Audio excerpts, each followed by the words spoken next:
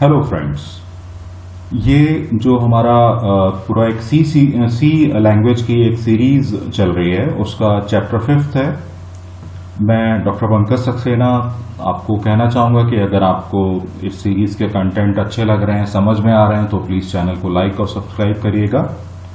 Series के chapter 5 में हम सबसे पहले देखेंगे कि जो हमारी प्रोग्रामिंग में जैसे कि हम इस चैप्टर के बाद जो चैप्टर 6 है उससे हम प्रोग्रामिंग स्टार्ट करेंगे। तो उसमें जो हमारे टर्म्स यूज होने हैं, जो हमारे फंक्शंस यूज होने हैं, हम एक बार उनको देख लेते हैं कि वो क्या क्या फंक्शंस हैं, जिससे कि प्रोग्रामिंग के टाइम पे हमें उनको बार बार एक्सप्लेन ना करना पड़े, बार बार हमको उनको समझना ना पड़े अलग से। तो सबसे पहले हम देखते हैं कि हमारा प्रिंटफ फंक्शन क्या होता है सी में।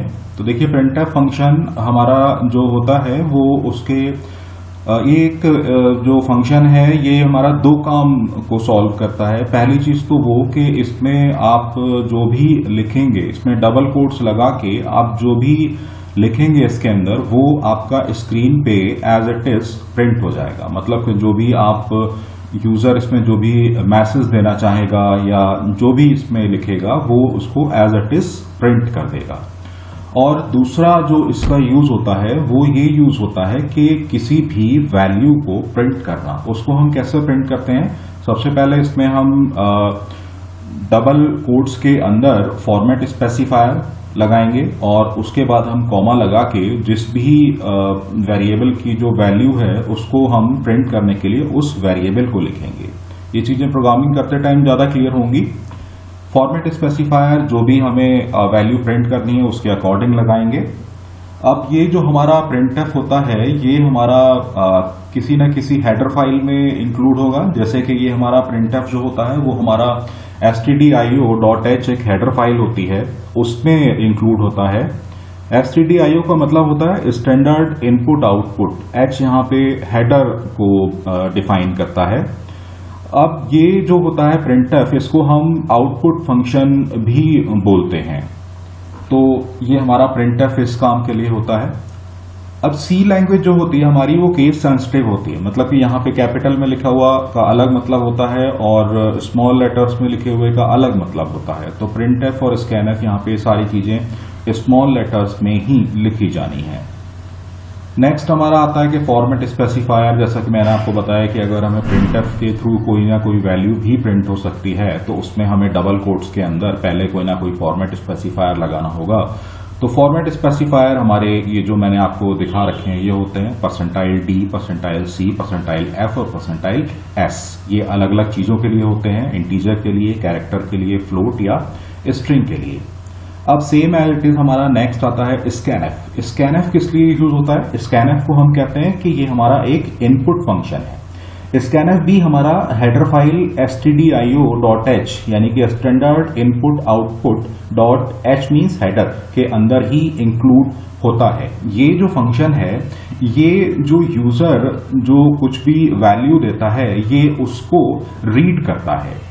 ये जो स्कैनफ है इसका जो एक सिंटैक्स है वो है हमारा ये डबल कोट्स के अंदर हम इसमें कोई भी फॉर्मेट स्पेसिफायर लिखते हैं, कॉमा एम्परसेंट, वो वेरिएबल जिसमें कि यूजर की वैल्यू स्टोर होती है। ये इसका एक सिंटैक्स है। इसको हम आगे ये चीजें बहुत बार हर प्रोग्राम में ही लगभग यूज होंगी, तो इसका जो मीनिंग है क्लियरली वो आपको तब ज्यादा अच्छी तरीके से क्लियर होगा। नेक्स्ट देखिए, मैंने आपको थोड़ा सा लिख भी रखा है कि ये एम्परसेंट वगैरह जो हमने यूज किए हैं ये चीजें आपको आगे के चैप्टर्स में क्लियर होंगी। जैसे पॉइंटर का एक अलग चैप्टर है तो उसमें आपको ये चीजें ज्यादा अच्छी तरीके से क्लियर होंगी। अब बात आती है कि ये जो हेडर फाइल मैं आपको बार बार बोल रहा हूँ इसका मतलब क्या है। देखिए, हमारे पास हम कोई भी प्रोग्राम स्टार्ट करते हैं तो हम हैश इंक्लूड से करते हैं, मतलब कि हेडर फाइल इससे होता है हमारा।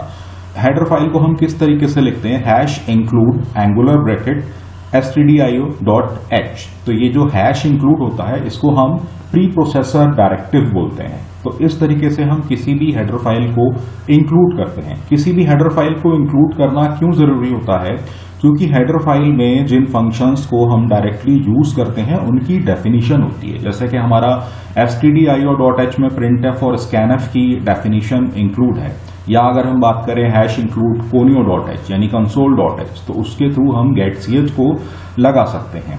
अलग अलग चीज़ों के लिए हमारे पास अलग अलग हेडर फाइल्स होती हैं, जैसे कि stdio.h होती है हमारी स्टैंडर्ड इनपुट आउटपुट.h, या फिर conio.h console input output, stdlib means के स्टैंडर्ड लाइब्रेरी.h, math.h यानी कि मैथमेटिकल फंक्शन के लिए यूज होती है। अब इसके अलावा जो हमारी जिन हेडर फाइल्स को हम इनको कैसे यूज करते हैं, ये जो मैंने आपको बताया कि अगर हमारी स्ट्रिंग है तो हम ये यूज करेंगे, या हमारा अगर कोई भी stdio है तो हम उसको किस फॉर्मेट में यूज करेंगे। तो जैसे हम अगर ले सबसे पहले stdio, तो हम उसको ऐसे लिखेंगे जैसे मैंने आपको इसमें बता रखा है, #include stdio.h। ये हमारे इनपुट और आउटपुट फंक्शन के लिए होती है, मतलब कि printf और scanf फंक्शन के लिए होती है। नेक्स्ट आप देखो, जैसे मैंने आपको दिखा रखा है #include एंगुलर ब्रैकेट string.h, ये हमारी जो स्ट्रिंग से रिलेटेड फंक्शंस होते हैं उनको मैनिपुलेट करने के लिए होती है। जैसे स्ट्रिंग से रिलेटेड हमारे कौन से फंक्शन होते हैं, strlen जो कि स्ट्रिंग की लेंथ को बताता है, या हम लिखें कि strcpy जो कि एक स्ट्रिंग को कॉपी करके बताता है। तो इन सारे फंक्शंस की मैनिपुलेशन करने के काम आते हैं।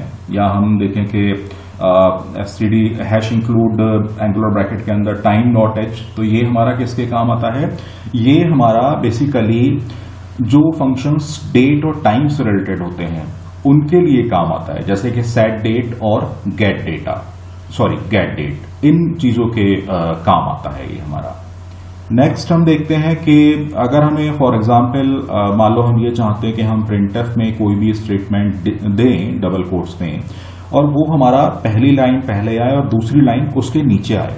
इस काम के लिए C ने हमें एक प्रोवाइड किया हुआ है, जिसको हम एक न्यू लाइन कैरेक्टर हमें प्रोवाइड किया हुआ है, जिसको हम \n से दिखाते हैं। तो ये \n जो होता है उसको हम बोलते हैं न्यू लाइन कैरेक्टर।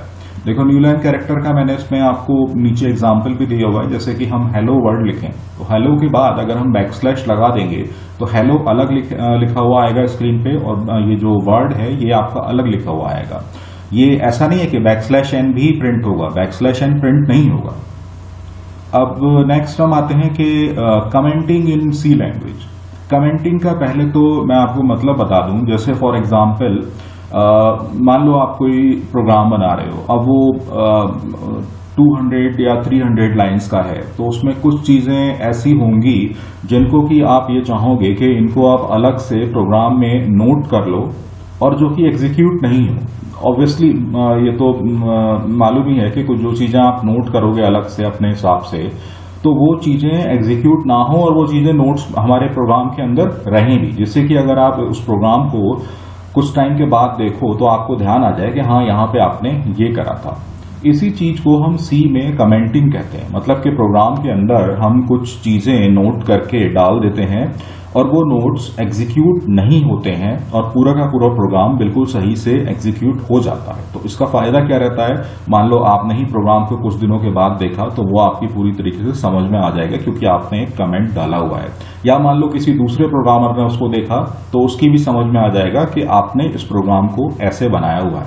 तो इस चीज के लिए हम कमेंट्स का यूज करते हैं। कमेंट्स का यूज हम किस तरीके से करते हैं, देखो जैसे मैंने आपको ये एग्जाम्पल भी दिया हुआ है, नीचे आप देख रहे हो \, उसके बाद *, फिर उसके बाद आप अपना कमेंट लिख सकते हो, और उसके बाद * और फिर \, बंद कर दोगे।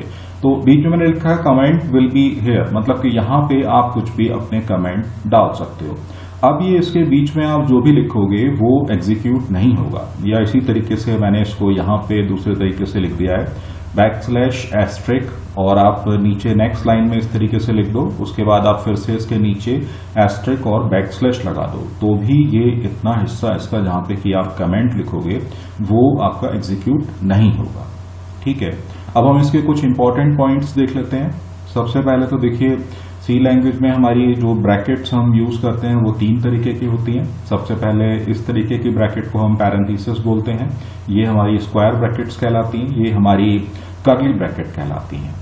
ठीक है, ये हमारी स्क्वायर ब्रैकेट। ठीक, सेमीकोलन हमारा इस तरीके का जो सिंबल होता है, इस तरीके का जो साइन होता है उसको हम सेमीकोलन कहलाते हैं, ये हमारा कोलन कहलाता है। अब नेक्स्ट है हमारा कि हम एरर्स कैसे चेक करते हैं। एरर चेक करने के लिए हम Alt F9 की जो की होती है उसको प्रेस करते हैं, प्रोग्राम को हम एग्जीक्यूट किस तरीके से करते हैं? प्रोग्राम को एग्जीक्यूट करने के लिए हम कंट्रोल F9 दबाते हैं।